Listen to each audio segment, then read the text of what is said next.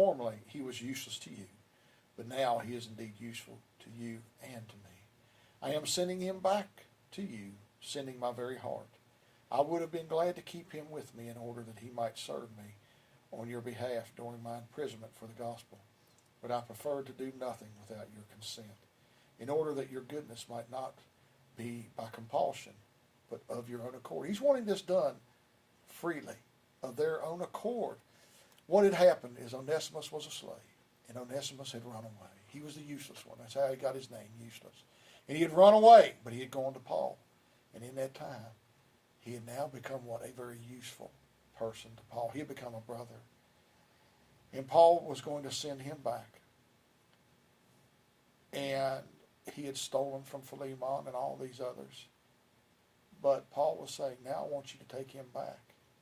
So if you consider me your partner, receive him as you would receive me.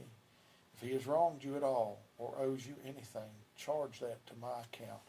I, Paul, have written this with my own hand. I will repay it, to say nothing of your owing me, even your own life. Yes, brother, I want some benefit from you in the Lord. Refresh my heart in Christ. I'm going to end it there. But the thing about Onesimus, the useless one, he runs away. He is not a good person, but he ends up going to Paul. And through Christ, he has an encounter with Christ through Paul's ministry. And he becomes a very useful person. And now he is not just a slave, but he is actually a brother to Philemon and to others.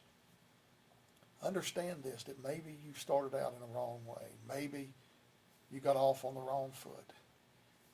But an encounter with Christ can change anybody and everybody. And maybe the one who has been useless or thought to be useless can now become very useful.